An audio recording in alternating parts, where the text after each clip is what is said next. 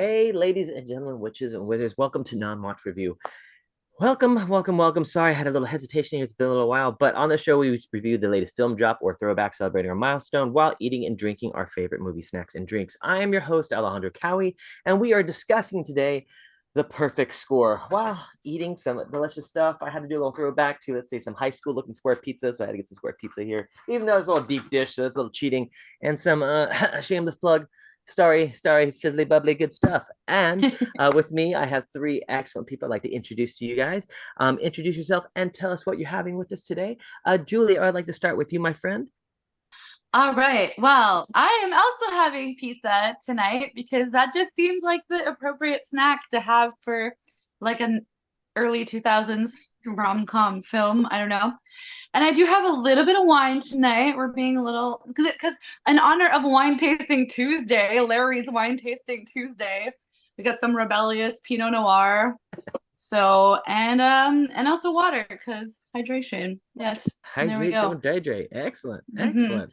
I did use it. Katie, could you introduce yourself, my friend, and what you're having with us today? I'm sorry. No worries. Hi, everyone. I am Katie. I am drinking strawberry lemonade from Del Taco because it's delicious. I don't know if you guys have had it. Water, obviously necessary, not in a Stanley, but hey. And turtle chips. Oh, wait, what are turtle Mm. chips? Yeah, what are Oh, those? good. Churro flavored turtle chips. What? I don't know if you guys are familiar with turtle chips. They're a Korean brand, but they're like a little airy. Oh God, they're delicious. Those look I love the good. seafood ones. They're I'm great. not These gonna lie. ones, my roommate got at Costco. So Oh God, the more you know. man! Shout out Hmm. Costco and turtle chips. Heck Yeah. yeah, excellent, excellent. And last but not least, Liza, introduce yourself, my friend, and what you're having with us today. Hi, my name's Liza Dean. I probably should get that Costco membership. From what she just said. I'm like, maybe this is the year of the dragon. We'll see.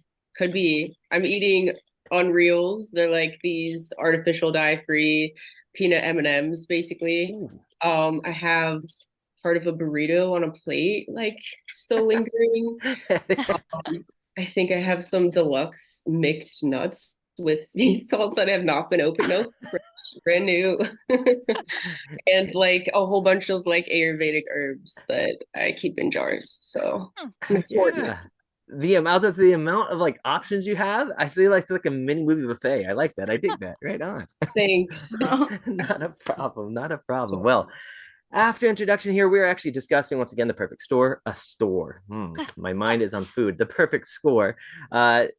Actually released in 2004. I think I was dating myself along with one of my friends here and saying that I graduated that year. So there's a little nostalgic value here. But what we're going to start off with is actually going to, let's see here. I might be frozen. I can't tell on my screen, but I think my mic's still going. But that being said, we're going to go start with some popcorn bucket ratings at a five popcorn buckets. Also explain to us briefly how you were introduced to this actual film. I like to start off with, let's see here. I don't want to get somebody mid-bite here. Katie, I want to start off with you, my friend. What was your rating out of five popcorn buckets? And what was your experience and what do you remember when you were introduced to this film? So I think I gave it a 3.5. That's being generous. I know that's being generous, but just because of it the nostalgia of it. I mean, this movie came out 20 years ago, and I know when it came out, it was one of those films that I remember very well. I did watch it again. I believe I saw the trailer for this movie on MTV or on TV, which is when I first heard about it. And actually, my mom didn't want me to see it because she was like, they're cheating on the SATs. And I don't remember when I saw it, but I still saw it anyway.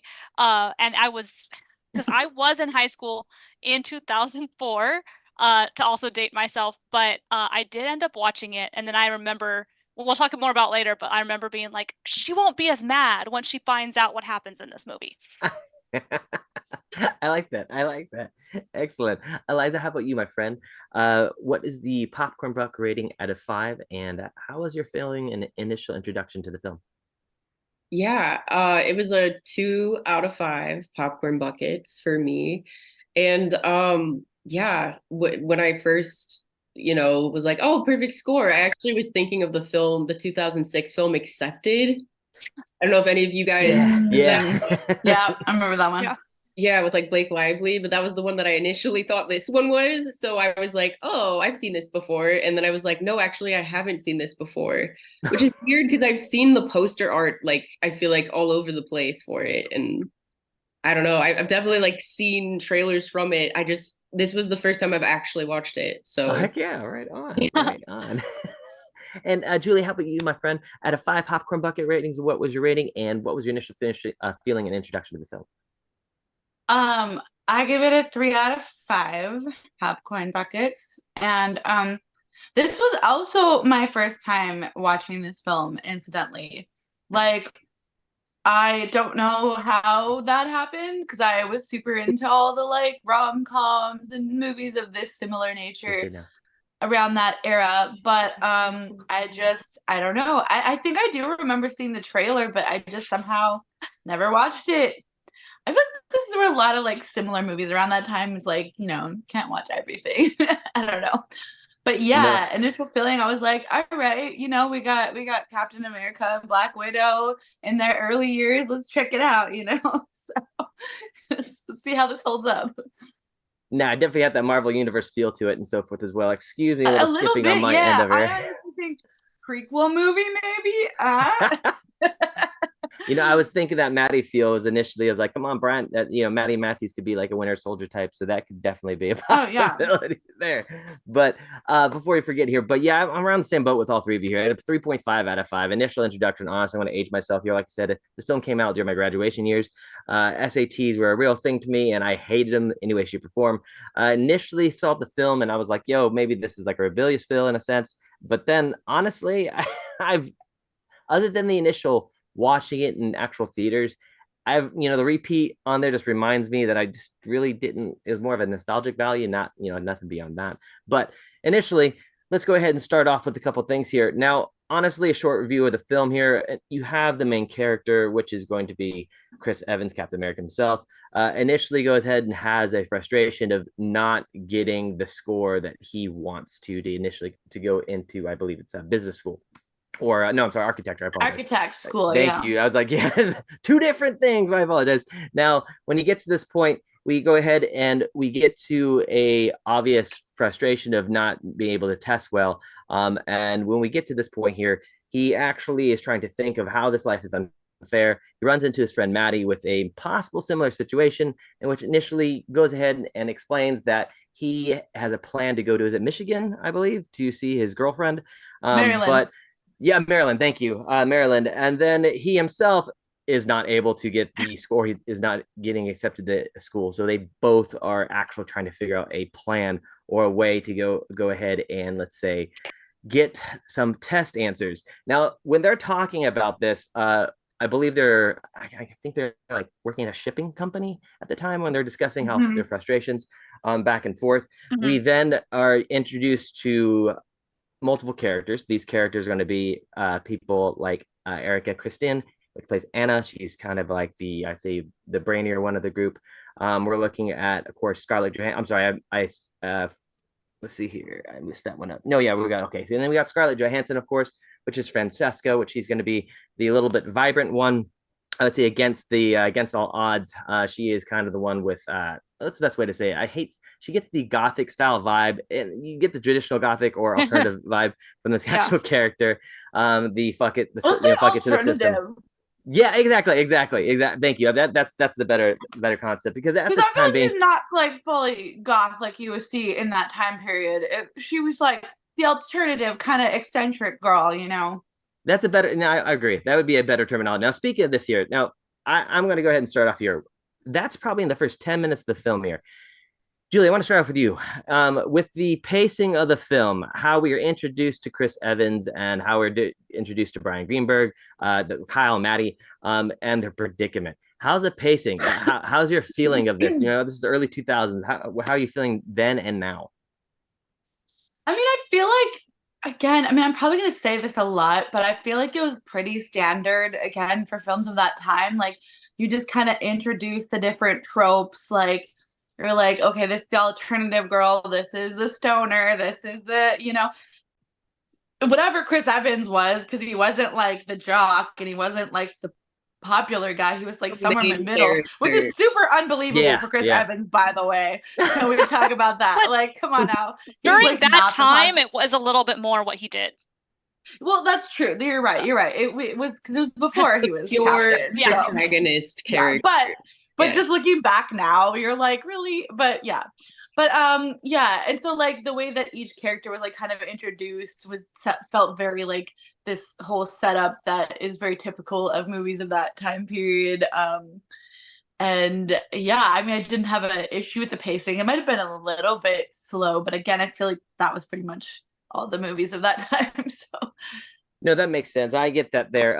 1 second, a little technical difficulties on this end, but while we're actually still on the subject here of character introduction, because I did forget to mention that before I even gave you that question, Julie, I apologize. We're looking at Desmond by Darius Miles, Roy by Leonard Nom. We're also looking at, once again, Chris Evans, Kyle, Brian Greenberg, Maddie Matthews.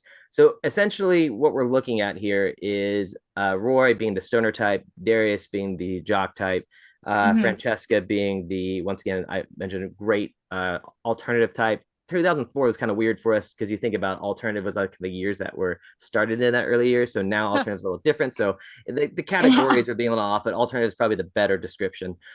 Now, speaking of character tropes and character types, Liza, I'd like to start off with you in this question here. Were there any classic stereotypes that were frustrating? Anything that might have been a little different? And how's the pacing of the film? How are you feeling right now? I'm like, how did you know to ask me? I've been like sitting on I'm like, don't do it. I'll speak to the two girl characters. Just I couldn't help but see the dichotomy of the Madonna horror complex just completely. It was just, you know what I mean? It's the one who's like the good one and the one. I feel like it's a polite way to look at it to say, yeah, the alternative one and the one who's the, you know, Madonna, the saintly, who's like, I'm a virgin, is like what she's saying. Remember that one speech she gives where she's like, I've never like cut school before. I don't know. It was so personal. Like I was like, just say it. Then she doesn't say it. I'm like, I know what you're saying. But like but you know, I don't know. I just felt like, and then Scarlett Johansson's character, she's just sitting with her like legs spread, like just like at school in a skirt. I'm just like, no girl in the history of human nature ever has done that for fun. I mean, maybe now that I've said it, maybe now I might, but no, never. Second thought, never. Yeah, I don't know. It's just, so I will say, hate to knock it for those reasons, but you could tell they're very male written female characters, and like I don't know how you knew, but yeah, wrong person. Nothing wrong with that at all. We like all opinions here, like discussing things. So by all means, Katie, let's start with you, my friend, as well. In regards to introduction to the film, character tropes, character types. How's your initial feeling to it? How's the pacing of the film? So pacing wise, rewatching it, the intro seemed a little bit longer. Like it took a good amount of time to meet all of the characters. So I didn't appreciate that as much as I don't remember it being an issue when I first saw it. Granted, I think my knowledge of movies has changed a little bit since high school and college. But as far as stereotypes go, mine is there. Where aren't this? They're like this entire movie is pretty much stereotypes. So even when I watched it like a long time ago, I was like, okay, really? They're having the Asian guy be the stoner. They're having him be like rebelling against like I'm smart, but I'm not gonna what's the word I'm thinking of? Conform. Yeah, like I don't want people to see that, and I'm going to kind of like push it away. I can't think of the word right now, but yeah. So, because you find out he's not dumb. He just doesn't apply. There we go. Apply himself. Yes. So, and this, I'm going to go on a tiny little thing. So Please Please do. go. to You're good. You're preface, good. No stress. I don't have my last name on here, but my last name is Kawamoto. I am Asian American, so I have opinions on Asian stereotypes. But the biggest thing is growing up, there wasn't a lot of Asians on movies, so I did appreciate that in 2004 they did have an Asian character in this movie, even though it was very stereotypical Asian with him being a stoner, him being smart, da da da, basically every single thing. But I appreciated that, but it did kind of add to the stereotypes that for a long time Asians were the comedic relief and they weren't Yeah. taken as seriously as some of the other characters. And I kind of still felt like that, but I do appreciate that they did still have a diverse cast, even if it had its flaws. So No, totally. No, I respect that. In all honesty, I think the only reason why the reason having this score 3.5 out of 5 is more of a nostalgic value. Initially, when this came out to me, I believe it was during my graduation. I graduated and went to film afterwards, and honestly, the SATs suck.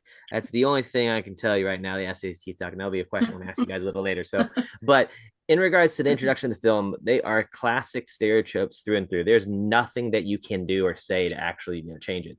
Honestly, the only guy that might have been a little different is I didn't mention Matthew Lillard's character. Larry is a character type. So honestly, there was a little bit of stereotype with him with being the stoner type, but beyond that, or I'd say the not really going anywhere from home type. But what came out of his mouth was opposite at times. That being said, you are dealing with, which I thought at first, Roy was my favorite character. I thought, seeing who he was, and I honestly can just actually thank the actual actor, Leonardo Lam, actually being the reason why I enjoy his character, just because the way his acting chops are. But initially, like you said, I just realized at the end of that blending of all the stereotypes in one, trying to be different, and yet there weren't. It's just a classic little comeback at the end. So a little frustration with that.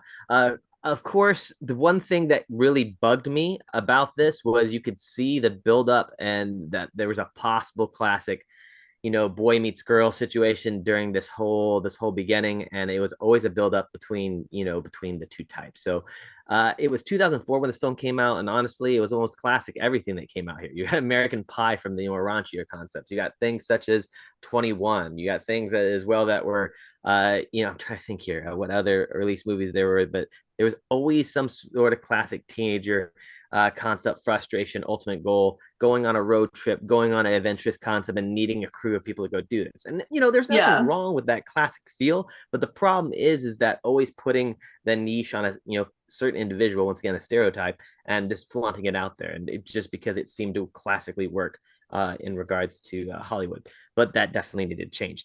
Now, with this here, the major factor that seemed to be was the S.A.T. frustration. I have to ask all three of you here. Personally, when it came to the S.A.Ts, I could not stand them. I was introduced to them. I think I took this thing called the pre-S.A.T. at the time being, and I was sweating on my palms constantly, probably, and freaking out because this S.A.T. thing was the be-all, end-all for my college introduction. And honestly, it probably pushed me towards community college more than anything, because reality, I just didn't feel like having to put myself out there.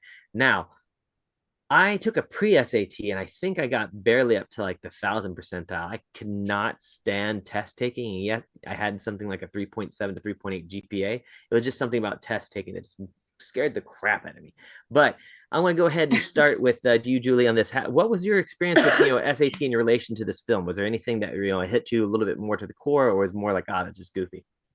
No, I mean, I feel like that was the one thing throughout the whole movie that I was like, they actually have some valid points about the SATs, like, because they were kind of unfairly rigged, and there were some colleges that yeah, because you could have like a literally like 4.0 GPA, but if you don't get the SAT, like, that shouldn't be a range of like how smart you are, because some people test better than others, and everybody has different working brains, and some people are better at the tests and some people are better at the actual work.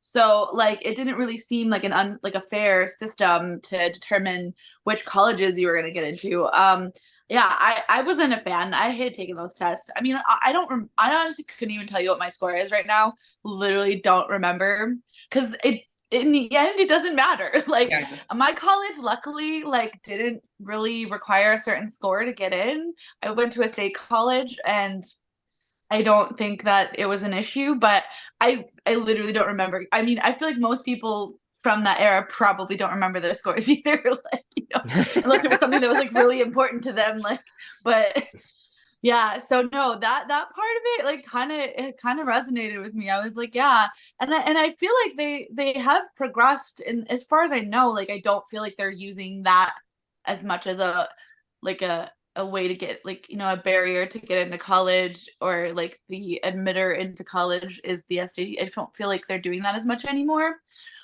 From what I know, but I've been out of the education system for a while, so I don't really know. But from what I have heard, I don't think they're using it as much. No, I totally agree, because I'm about to say, seeing some of the entry level exams that still exist, and it's still a big factor from some places, but I wouldn't think it's as has a huge threshold on, I'd say, the Yeah, education it it's used not to be. like you got a 4.0 GPA, but if you don't get a 1460 on the test, screw you. Like, you know. No, exactly. Before I go to the next question over to Katie, I'm going to go ahead and read some comments here. So we had the Engineer saying no Asian guy was the stoner in the 2000s unless you were part white. Raise his hand. Along this there, Heartless 7 says, I thought I liked this movie, but now that I'm older, definitely had to give it a 2 popcorns out of 5. No, that's the crazy thing. That initially my introduction to the film was the higher, but after watching this was definitely a thing that I was having to change the score. Katie, going to you with this question, was it relatable with the SATs? Were there any things that you could relate with it, or was it more, hey, was this goofy for you? I think it was pretty spot on. I only went to 1 year of public high school. I have a different story for education than most people, but I went to just senior year of high school. But I can't remember if I took the SATs prior to my senior year or if I took them senior year. I think I took them senior year, but I'm drawing a blank. Yeah, me too. But I had no intentions of going to a quote unquote smart person school, is what I'm gonna call it. I was a theater major in college. I knew where I wanted to go to college pretty early in life, and it was a state school. They did not require SAT scores if you had a good GPA. I had like a 3.8 GPA, so my scores did not matter. So I didn't have the pressure that the characters had in this to get a good score, but I still took them. But that's one reason I also didn't want to go to like a UC school, was because I saw that I had to take the SAT twos, and I was like, no, thank you. I too, not a good test taker. Also, I don't know about the rest of you, but prior when this movie took place, and I could be wrong, if I'm wrong, please correct me, they had taken out the written examination of the SAT for a good amount of time. And I believe this movie, they did not have to take the written portion. When I took it, it was like the first year that they had re-added the written portion of the SAT. So I had to do Yo. the written test for the first time in like I don't even remember how many years it was. So I want to say my score was like a little bit higher, but that's just because there were 3 parts instead of 2. But yeah, I didn't do great on the PSATs. I'm a creative brained person, and you can only remember so much when you're creatively Yeah. trained. Same. And math was Same. not my strong point, so that was the thing that always terrified me, was the math portion. I think No, it was English for me. I think math Oh, I've really? always been good at. I'm not like I don't like it, but I was always okay with it. Kind of like Roy is in the movie where he's like, I got the math, like that's, not a problem. But it's like the weird grammar, weird phrasing of English stuff where they're Mm. kind of like a trick question, and I'm not good at that stuff. So nothing wrong with that. No, I like my dad. I'm more of a creative mind myself. But Liza, with you, my friend, was any relatable concept with the SAT fears or confirmation of the film, or were you thinking this was just a little goofy? Um, when I look back on like I was a major overachiever. I was a 90s kid, gifted kid, great ahead in school, like super overachiever, had to have straight A's. I was totally like, a classic. I just feel like I just totally crashed and burned, like, but I prepared. I went to the pre-SATs. I did I was, and I don't even really remember much about it. Like, I remember being in a classroom in a school I'd never been in, but that's about it. And I took I don't know if you guys, the ACTs, I would assume that's like a Oh, standard. yeah, yeah. Yep, I remember those two. So did those, but you know, for me, the movie, I guess I keep going back to what Katie was talking about, because I really like the perspective that she brought up of like that it still is this like Asian stereotype that they still made him like, you know, secretly smart or whatever, because that was my first interpretation, is they're trying to do some sort of like inverted stereotype on what you would see more of in the 80s. But you know what I mean? But aside from that, like I have to say that like Roy, when at the beginning when you were talking about what's the guy, Kyle, Yeah, main the character in Yeah. Kyle, we're all like, yeah. yeah, we know he's the protagonist and all that, he's Yeah. character, but like for real, Roy is the reason. Roy is the real main character of this. Roy had the best acting. Roy was the coolest. Roy's the one you want to. How do you wake up in that guy's bedroom at the end? Like that house. Like I was like, what? And like I do have this whole like if I would look back on movies like, you know, I can try to acknowledge that, like, and I, of course, I'm like, as a white person, just like, you know what I mean? I'm not like, I can't speak to it fully, but I look back on movies and I see that there was that like eccentric Asian character, you know, in all these different ways. But I still watch The Goonies, and really, I feel like Data is the main character. If you watch Goonies ever, and you look at it through the lens of Data as the main character, it just makes so much sense. Like, and I felt like for this movie, I thought Roy was the main character the whole time. Roy was like, yeah, they had their little romance or whatever. A guy named Kyle. Okay. And like, anybody really care? Like, I'm like, I want to know about Roy, dude. He's like talking about his mom, and like, dude, Roy was like he's the reason to watch the whole movie. He's why I was kind of on the fence about 3 or 2 popcorns. Like Roy, without you take Roy out of it, it's like when they thought when freaking Data was about to die in Goonies, and they're all like, "No!" And the look in their eyes, like they have tears. They're like, "No, not Data!" Like it was like the whole soul of the movie is gone, and there's no reason to watch it. Like, I don't want to like. Oh my goodness. Go on. Go. Yeah, I don't want Keep to on. spoil the ending or anything. I don't know if we're talking about the ending yet, but No, you're good, because I'm glad you actually got to that. The reason why I was asking about the SATs in general, relatable content, because getting the fact that yes, we understand the feeling of it, yes, we're looking at it, but you got the stereotypes that seem to be ridiculously huge, waving brightly going on, and yes, there's false narratives, there's false flags. It seems in a sense of trying to be different, but it goes right back to where it used to be. So the interesting thing is that I really wanted to ask you guys that question, and I'm loving that you bring it up. You have Roy being the actual narrator of the film. Roy is the actual brains of it consistently. And I was going to bring this up right to and through that he was the actual individual explaining this whole process. Just to go ahead and speed through here, because there's more, I would like to discuss the film a little bit more, and I don't want to go ahead and get caught on the whole explanation, but they come up with the idea real quick here. We understand that during the idea, they figure out how to go ahead and steal the test, because reality, you have Scarlett Johansson's character, which happens to be Francesca's actual his father, works with the actual company itself, so she has access, comes up with the concept, and helps the other individuals come up with the acting like they're in the mailroom, picking up an idea, getting into the office, cracking into the little area, somehow taking a copy of the test that was just by chance there, and trying to figure out getting a copy of it. They all discover, because once again, before I forget, this whole thing was brought up in the middle almost of a pep rally and a conversation between lunch on all these characters that we have, which are Roy, Desmond, Francesca, Maddie, Kyle, Anna, and then once again, there are some characters that find out a little later. Now, I want to highlight once again, you have Roy being brought up, showing the fact that he is super smart into the conversation at the end, because they all have to figure out they have to write the answers for themselves. They feel like they can't get these answers, so hey, they come up with this crackpot plan of using each other in little areas and specializing things. We find out that Darius Miles, which plays Desmond, which actually is a real basketball player, is not really, he's not a jock and dumb, because he's actually really smart in certain areas. We found out Roy himself, we find out in the middle that he's extremely smart in mathematics, and once again, stereotypical concepts of quadratic equations. Now we also find out that Anna, which is going to be, book smart, is, helping out, is decently smart in finding out half the answers, along with also Scarlett Johansson's character. Now, they all come together, they all get these tests, they write down the bubbles down and get out. And I've not realized that there's some people that actually poke some holes in the story, is that they only got the bubbled answers and not what the answers were on there. So there's no way of actually telling, if they can go ahead and change this. Now, that being said, with their, excuse me, cat trying to steal my pizza. Now, that being said, you also have them going in and actually coming in, deciding to get these answers and using it to take the test the correct way, in a sense.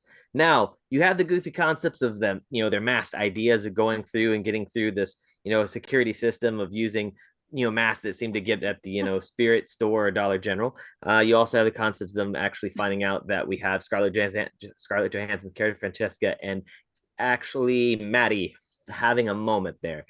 You can see that going on. They even have a moment between Roy and Erica, just in a moment more in his head, but they have a little cute little understanding of, oh, book smart kid understands stoner kid. Ha ha ha. Oh, you're just like me. Once again, it was a classic little concept going back and forth.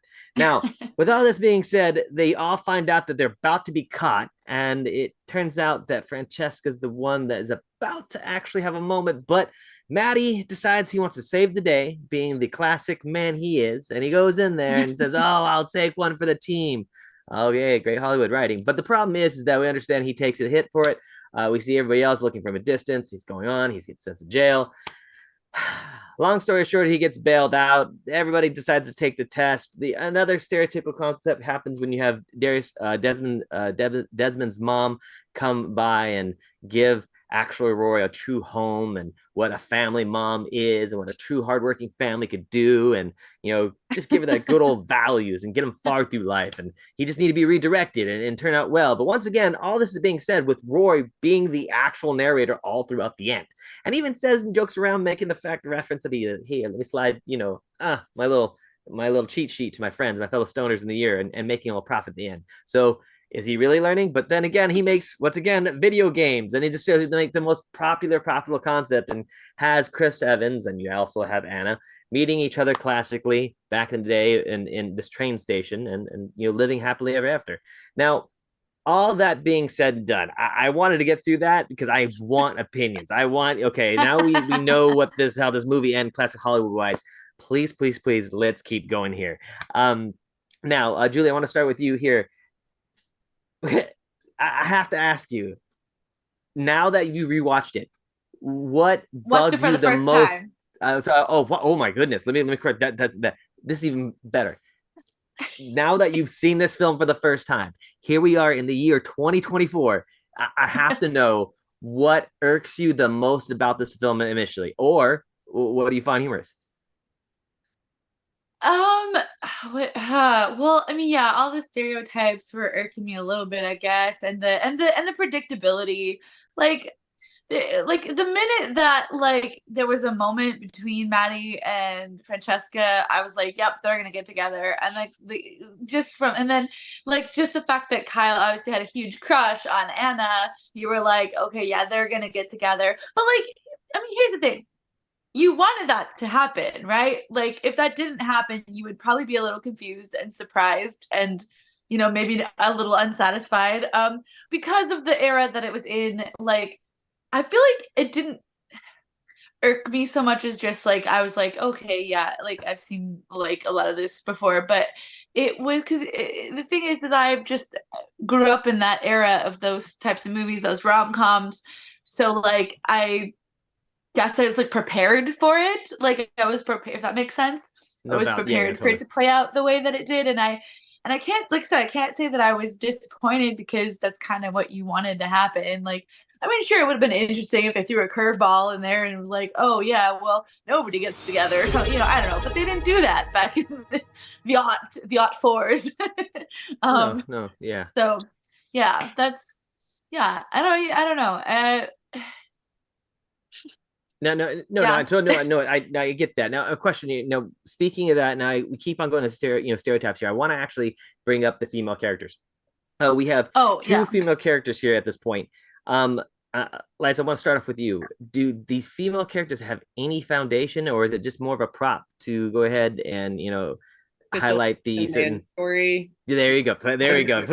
Facilitate the man's story and arc out the male characters in every possible conceivable way. It's a story about two white guys named Matt and Kyle. I'm sorry. I'm not trying to be so harsh because I'm definitely judging it by today's standards. 2004, I would have been like, it was amazing, Yeah. I'm pretty sure I would have too. Yeah, I would have been like, oh, that was awesome. But like, no, knowing I know too much just about I there's so many questions unanswered about the film in general, but like nearly every single interaction that was with involving in any way a female character outside of the mothers was like I wanted to know why Roy went and broke into that woman's office and she's like all like in her thigh highs and they never really let us know. I mean, she didn't scream. We were all waiting to hear her scream. We don't know what happened there. We don't know that. Yeah. Also like, yeah, I don't know, at the end how like the girl gets out of her mom's car and is like, I'm not going to Brown, and then is just like wearing her black tank top, like the like she's just wearing like a spaghetti strap black tank top, and she's Yep. like, Scarlett Johansson's like, you look like what is she, you look A like a slut. She said you look like a slut. Yeah. I like it. Like I you know. just see the dead look in Scarlett Johansson's eyes as she says every line in this movie. She's so dead in the eyes. Like, Oh my God. On that same topic, you have the line where he comes back in that same moment, but just before then, when she walks in and he's like, oh my God, the guys at Brown going to miss you. She's like, oh yeah, the girls at Brown are going to miss me. I know, I was like, wait, let's hear about that. Like, what's going on there? Come on, like, could we take it in this direction? Why don't the girls end up together? That would have been interesting. Or I don't know, Yeah. the whole like peak of the film and this was very much the messaging back in the early 2000s in every film and American Pie films, all those films, but it was the peak of existence is like getting the girl at the end and getting got by a guy at the end, and like the Maddie ends up with Scarjo, and the Kyle, the Captain America, ends up with the girl from Swim Fan, who's like the nice girl, and then like Roy goes off and has like bikini clad women all over him, and that's just like kind of an interesting thing that I have to point out. At least it's like there's a lot of I don't know, it's a very flattened idea of like what I feel like what you were saying, Alejandro, about like the films, you like pulled out a deeper message that I was like, yeah, that's a really, actually I feel like that's good, you can see that, because I'm like, maybe I'm just like, I saw a meme recently that's like tell me you love me for how negative I am. Like, you tell me you love how negative I am and I'm so fun to be around. But No, I mean, no, it's a not big to red stop sign of a but no, not at all, not at all. No, this is great. No, because okay, leading into that next question, because I want to start with you, Katie, on this one too as well. One, was there anything that absolutely irked you about the film that you must actually talk about? And then two, were there any endearing moments that were actually in this film? Were there anything that you enjoyed about it? If not, that is a-okay. Just question there. Okay, yeah. So irksome, I don't know about irksome. Mostly cringy, I'd say. There's a lot of cringe, but also I watch all those terrible cult following 90s show movies we've been talking about, like She's All That, and Mhm. Oh, yeah. Not Another Teen Movie, which, also had Chris Evans in it. Oh, So yeah. I'm not gonna lie, the main reason I saw this movie growing up was because of Chris Evans. Like, it's the main reason I saw it. And so everybody knows him from Captain America. I know him from all Mhm. these 90s movies that he was in at the time. So Right. He was in Not Another Teen Movie. I yeah, forgot about that. yeah. So, and so I just say it's mostly like watching it now and being like, ugh, like, okay, yeah, this hasn't translated well to 2024 in like was said earlier. But as far as like kind of endearing as tropey and as a stereotype as this is filled, there is one thing that this movie did not have, and then they kind of did, but it was a little switched with the roles, was in 90s movies, and even now, even man, there's always like the unsupportive father character who's like, Mm. you are going to go to this college and you're going there because I say so, and that's my alma mater. And that was in every 90s movie. This did Mhm. not have that, which I thought was refreshing. Granted, we did have the slight moment with Anna's mom, who showed kind of a little bit of a role reversal where it was the mom who was like, what are you doing? But and then also love love Matthew Lillard in anything he does. Just Me absolutely too. delightful. I do really enjoy the moment. Like, we didn't have the dad character who was giving a lecture or giving a speech to his son, but the scene between Matthew Lillard and Chris Evans with his brother to brother being like, listen, I might be living above our garage and not be the person who can tell you this, and be able to be transparent but still give him that big brother heart to heart. I like that moment. So those are like the couple endearing things that I liked about it. But there's a lot of cringe. But also, I think it's also important to mention that this was an MTV film. Yeah. So as it wasn't even like the same level of these other ones that are not produced by MTV. It's like MTV should, instead of focusing on music, decided to branch into films, and that's kind of what you got. It was the middle of that. So Yeah. No, I get that I totally get that here. Now, before I forget here, sorry, we had a lot of technical difficulties here going back and forth, dealing with some stuff here. We have the Kenjaneer redeeming two things. One, my friends, please raise what you're drinking and hydrate, please. Also redeeming stretch, so take a moment. Thank you, Kenjaneer, appreciate that. Get that stretch on. Oh my goodness gracious. you. All right. And Heartless 7 redeeming take a bite. Thank goodness. Here I am talking, trying to get things That's done. Eric, huh? Yeah, Hi, snack. Eric. Let's go. I'm gonna mute this because mine's crunchy. No problem. We don't mind a little ASMR. You know what? I already finished everything. What happens if I already Encouraging finished all crunch. my snacks? I'm gonna go right up to the mic because it's crunchy. Do it. But Hmm. all right. You know what, Julie? You can like drink as well and eat in spirit, I guess. I was hungry. I like finished up my stuff. I don't blame you at all. Also, too, let's see right here because I'm looking at some of the comments. I'm a little delayed on myself. So we have, thank you for the subscriptions coming in. We also have Q Ball subscribed for 13 months in a row. Thank you, Q Ball. Appreciate you. Awesome. Q Ball with a question coming in. I saw this movie. It was okay, but I think the story was very over the place and confusing. It was very sexual. I think Chris and Scarlett should have picked a better first movie to be in. I'm sorry, just saying. Haven't you seen Home Alone 3?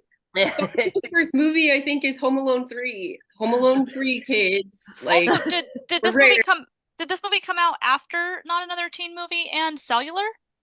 Yes, yeah. Okay. So it's kind of interesting because being, everybody's mentioned this, both Chris Evans and Scarlett Johansson happened to be in that sex icon role. Whether it was always happening. It was Chris being the confused individual or the jock that wanted to show his sensual side. Scarlett Johansson has been literally doing Scarlett Johansson for years. It's been her, and unfortunately she's even mentioned it on some things that, I'm not saying she disagrees, but just my opinion, it seems to be a classic hey, I am not necessarily the main character, but I am the second best thing to promote you in your best part of life. That I always see that as a trophy wife or trophy girlfriend situation.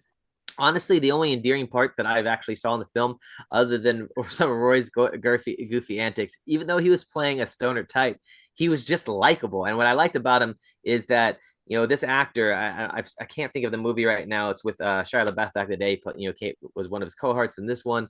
He's actually a really great thing in Westworld too. He plays a doctor now in that one, in his latest, all the way to 2020. So that did his time. I didn't realize that was the same person. Yeah, I know. I was tripping out because I was looking at the thing. I was like, oh my God, he's actually the same person, because he's always been that stoner type of character.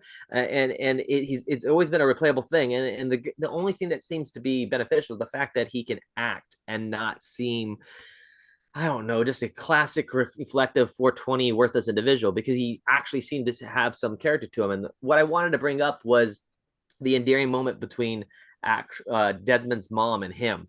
You do have, whether we liked it or not, even in the early 2000s, there was a strong fight, actually giving POCs more of a sufficient lifestyle, not just putting them on the street and having, an absent father. So seeing, his character come in with a loving family, and then, taking in Roy was, all right, cool. There's not the classic thing there, but once again, Hollywood still, planted its little grass seed of, hey, we'll take you in, which you would think that'd be a nice thing, right? It's just how they do it, and when they do it just kind of seems planned, but overly abundant here and there. Now, along with this here, now that we're looking at this, I want to say a couple things here. looking at, because I think we've already said it, but I also want to see if we agree to disagree here. Looking at Matthew Lillard, I will say his brother coming in, at first seeing a type of character that was supposed to be the stoner or worthless individual, they really never said what he did for a living.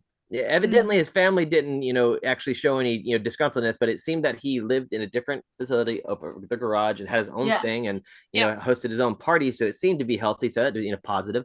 Other than that, the reason why I'm asking this, Julie, I want to start with you.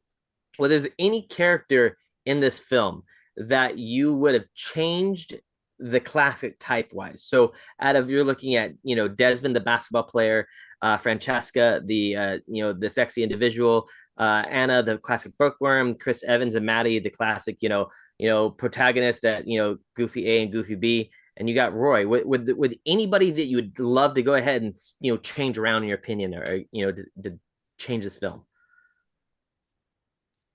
I mean, no judgment here. I don't know that I would really. I mean, I feel like it was fine casting for the era and the film. I mean, I guess it would have been interesting to see, like, maybe Scarlett Johansson as the bookworm. That would have been interesting. Yeah, like, do I want that? But I mean, maybe actually that could be. I don't know. And then also, like, I feel like Erika Christensen as the bookworm was maybe a little bit not super viable. So I maybe would have liked to seen her as something else too. But yeah, I feel like ScarJo could have been interesting as the bookworm. Matthew Lillard, I feel like that was perfect casting, to be honest. I don't think I would, but I wanted to see more of him because he's my favorite. So he was one of the reasons that I was like, okay, I will watch this film because Matthew Lillard's in it. So I'm sold. But yeah, basically, yeah, I guess those would be the only, I mean, and I don't know. And I was saying before, like, I feel like Chris Evans definitely seemed like more of a jock character to me. And he was kind of like, I guess, a little bit of a nerdy / artsy person in this. So maybe just, I don't know. Yeah, I mean, heck, it would have just been fun to have them all swap roles just to see what would have played out, but. No, totally. Or a Matthew Lillard type maybe being, well, then again, I was gonna see that goes back to classic Hollywood, stuck in my brain, because I was gonna say, hey, was Matthew Lillard was the type that need to get a different score, but then again, I was like, that would be what Matthew Lillard type would do. So, right. Dang it, nah. So never mind that comment. that thought process, a little repulsive there. But now that we have, let's go in talking about the ending. Of course, the one thing that probably irked me the most, I have to say, is the fact that they came up with this whole plan, right? They got this whole thing going on, and they explained, they were like, fuck the system. This is not right. We are our own individuals. And they even explained it towards the end, why everybody's showing they had their different form of smarts, that it kind of reminded me of the classic saying, you can't, like, what was the concept? You can't judge a fish by the fact that it can't climb a tree or something of that nature. I know I'm taking that in context, butchering that statement, but all of a sudden, I like that there's more. Yeah. No, exactly.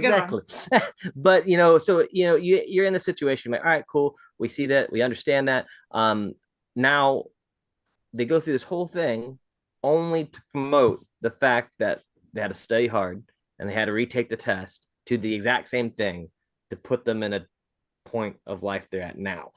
My biggest irk about that, it was like, they were like, yeah, fuck the system, but let's just do this test anyway, because we're hardworking individuals and we'll just do it. And then we'll go exactly where they'll put us. Because it seemed to me that Chris Evans type still went out to go to his architectural school, which was fine, but he was still stuck in the fact that he wanted to go to that particular school. And there's no judgment if, actually getting the end goal, because honestly, I would be happy myself, but it just seemed to be, oh, let's go ahead and do this big old thing. And no, let's not go ahead and do it and just, whatever. And once again, my question is, it happened to be Maddie that got caught. I'm gonna be real. If Roy got caught, or if Darius got caught, or Desmond, that wouldn't have been the same reaction here and there. And I thought it was no, not at all. Because you even have what was their character? You have Scarlett Francesca bailed him out. Like that was never really clearly explained at all. Yo, it wasn't. Yeah, you're right. It was like, rushed. Yeah, she pulled money out of a drawer at her house, and the next time you see her, she's like slanted on a car, like, "Hey, you look good like that." She's literally like, I smell terrible. I've been in jail all night. And she's just like let's make out. He literally goes, I have to, I'm sorry. I have to. Go, please. Do it. She's just, I might need to take some time and like figure out who I am, like get my life just maybe not. She spent the whole movie telling this guy, you're more than a girl, okay? And like he's literally like she's hanging on a car that whose car was it? Was like a vintage car. Yeah, it's her dad, the classic, my dad has money and I'm gonna, yeah. He's like, maybe I should just like take some time and like figure out who I am and like not be in a relationship and let like someone else complete me. And what does she do? She grabs him and just makes out with him. And he's like, never mind. And then, then they just do the whole, never mind on the whole movie. It was like having to be a whole dream sequence. And then like you find out at the end it was all a dream. We just risked our lives. This guy spent one night in jail after breaking into the S.A.T. super secret headquarters of all America. One night in like a local jail cell, and then Scarlett Johansson, I guess, had a stack of 20s and got him out.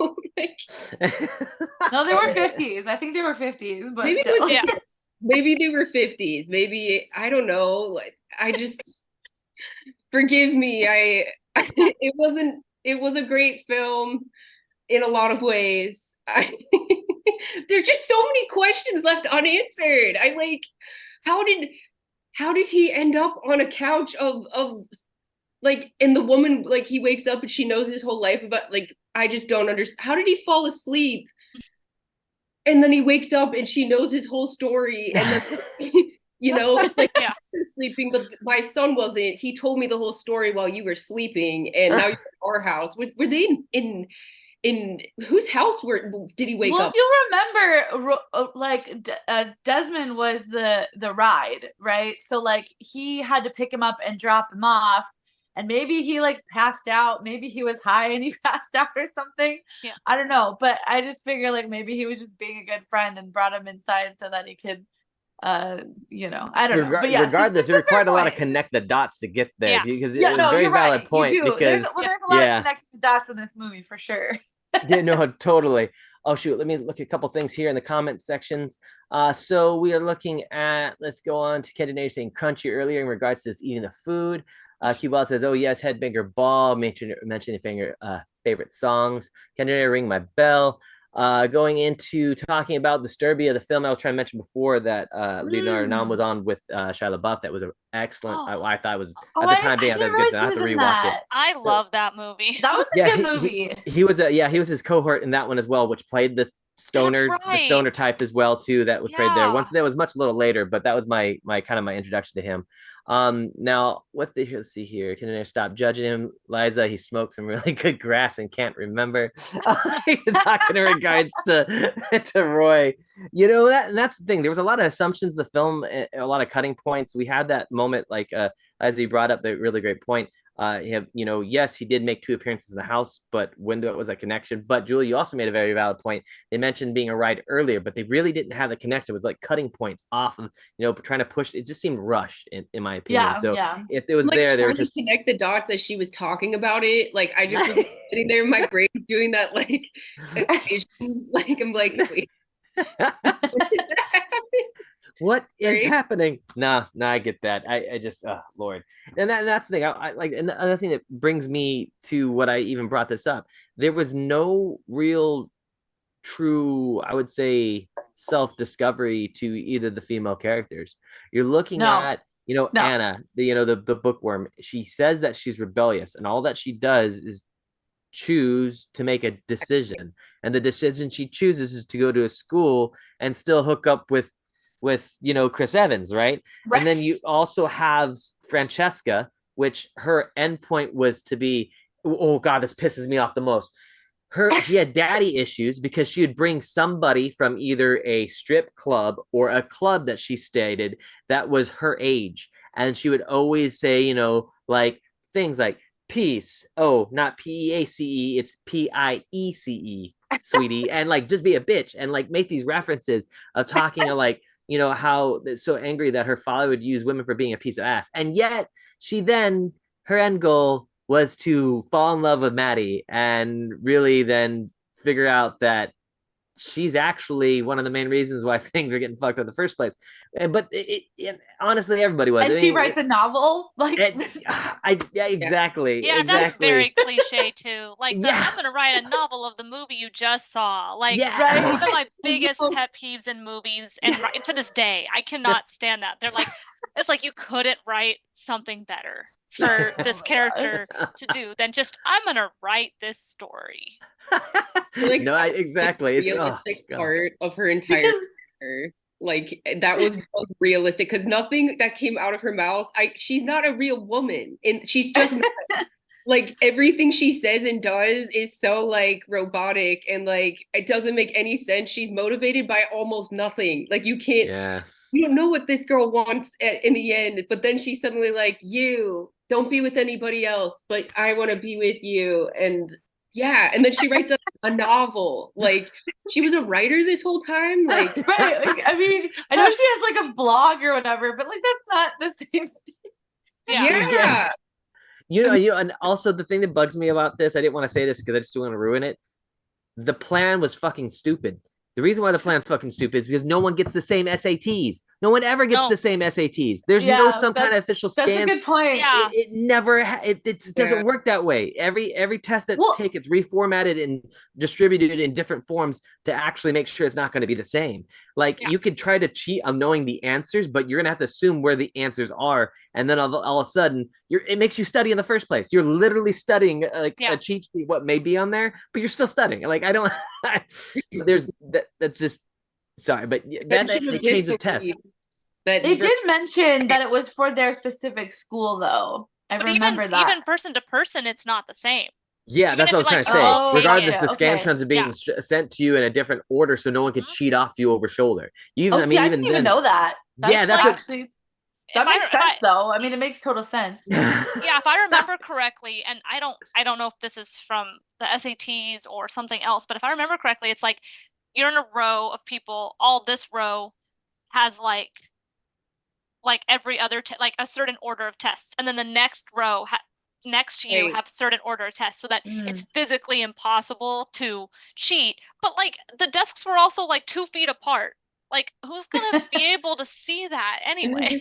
Holding their no joke. It's like out in public, like they're just like doing my SAT cheat sheet right here, wherever they don't just have people walking around left and right, like the most. Oh my god, the suspension of disbelief required for this movie. It's like a heist movie where their whole plan is to like, we're gonna break in and rig and like get all the answers to the SATs, and then they spend the whole movie doing it, and then like literally that night, the one of them goes to jail. Then the other guy wakes up in the other dude's house, which I guess is explained, but I didn't get that. No, they don't explain it. They just tell you that. No, it's assumption. Yeah. And like somehow they all get home. Like the bookworm character, she like walks in, drinks her mom's coffee. I love that part. That's my favorite part. She goes and grabs the mom's coffee off the table. Mom's about to drink it, and she just drinks it and walks away. And the parents look at each other like, "Where did we go wrong?" Like they literally have the most crestfallen, what did we do? Like she took your cup of coffee and drank. They made a whole meal out of that scene. Yeah. Whereas now in a modern day, it would like not even faze anybody. They'd be like, oh, maybe she's in a hurry. She grabbed her mom's coffee. Like, I don't think my parents would look at each other like, I don't know what we spent the last 17 years of our lives doing together. I think it was just that she came in late, but like I agree that scene was just that was her being too. Alternative. It was goofy as shit though. Let's be real. No, I mean, it's like it was crazy because their reactions over that was kind of over the top. It was just like it was so great. I love that you mentioned it because it was such like a 90s moment, like walking in there. But they made a meal out of this throwaway moment where she's like, I did a heist last night. I'm a bad girl now. And she takes her mom's coffee and just drinks it. Takes the bagel, bites it. Her dad looks at each other all Zoolander-like. They're like, I know. That kind of moment. Yeah. And then they just show up in a gym together and like walk towards each other. Like, it's like, what are you guys doing in this gym? Like, did you go to school today? Like, is everyone taking an SAT next door? Turns out they are. Yeah. Well, okay. Now, and honestly, to be real, the film did take a lot of not only stereotypes, classic Hollywood and foundations. They even made fun of themselves in the actual heist concept. It was, which I found very, very late '90s, early 2000s, when they're discussing the heist at a party that happens to be his brother, his brother's bedroom, which is funny. But they all make the reference, oh, this is very, let's do this very Breakfast Club like. Let's introduce us and who we are and where we are. And I could not help go, you mother effers. You literally just made fun of yourself because you, in my opinion, felt that it wasn't doing so well. And they literally went back to classic of introducing the jock, introducing, the nerd, the sex icon, the constant, you name it. It was all being reintroduced. So it was sad a little in the sense that was there, and with that being there. But now, with that being said, since we discussed this here, would your ratings change higher or lower? And if not, there's no issues with that in any way, shape, or form. Julie, I want to start off with you. Would you actually rate your rating higher or lower now we discuss this film?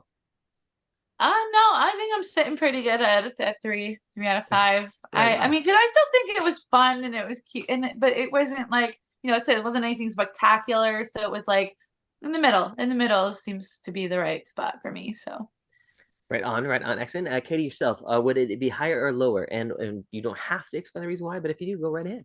I don't normally go lower. I think I might, just based off of today's films, I might go lower to a 3.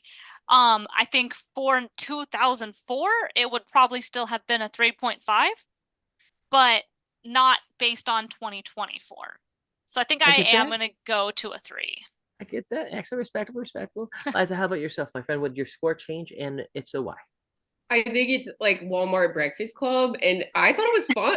I did. I thought it was a fun movie to watch, but only because of Roy.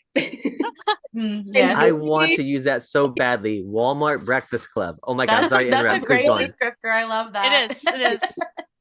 Roy is the reason it's 2 and not 1. Okay. Okay. There we go. I gotta pour one out for Roy. Because Roy was the reason he carried that movie, like without even. I agree. He was given this much, and he made so much of it, while ScarJo's just phoning it in. Chris Evans, even. I'm sorry. I'm not even trying to like talk shit. But it's all good. His, opus, his magnum opus, like. I have too many opinions. I'm sorry. No, please. There is no such thing as too many opinions in this show. I promise you. Thank God, because I got a lot of them. Oh man, I would have to agree with you guys here. I have it. You know what? Man, nope. I'm gonna do it. It's going down to 2.5. I just can't do it. My thing is, I rewatched it. I rewatched it for the first time yesterday, and as I rewatched it, I fell asleep. Woke up again. Watched it, fell asleep.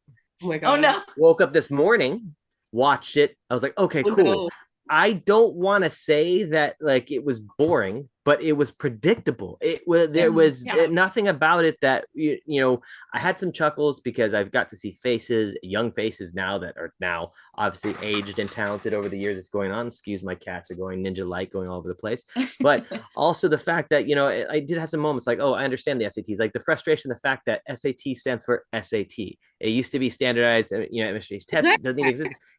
Say what again? Is that fact? Fact? It's no like it used to have the meanings previous years before, but now it's literally just called the SATs. I didn't know. So that was actually a correct line. Yep, that was a very correct line. At one time being it actually was a standardized admissions test, switched into a standard. I believe it was called the All Scholastic Test. It changed it a couple times. I know Texas did a version called the TSATs. Which Texas standardized test. California joked around a little bit as well too, which had highlighted a couple things in regards to schools getting more money according to what the actual succession rate was for these tests. So you would actually see some principals and places getting some nice funds for it. So that it was a nice little interesting highlight and jab. But once again, it was a jab, and that's all it was. But putting down to a 2.5 once again, it just didn't feel right to me. But I digress because I also have a lot of opinions. I'll go ahead, guys. This is all the time we have for today. I want you guys to go ahead and tell us where we can see you on your social medias. Julie, where can we get you on your socials, my friend? You can find me on Instagram at JRaelyn, JRAELYN. I'm over there on the TikTok at JRaelady, JRAELADY. And those are my primaries. Those are pretty much the main ones that I use. So Fantastic. Excellent. Katie, how about yourself? Where can we reach you on your socials?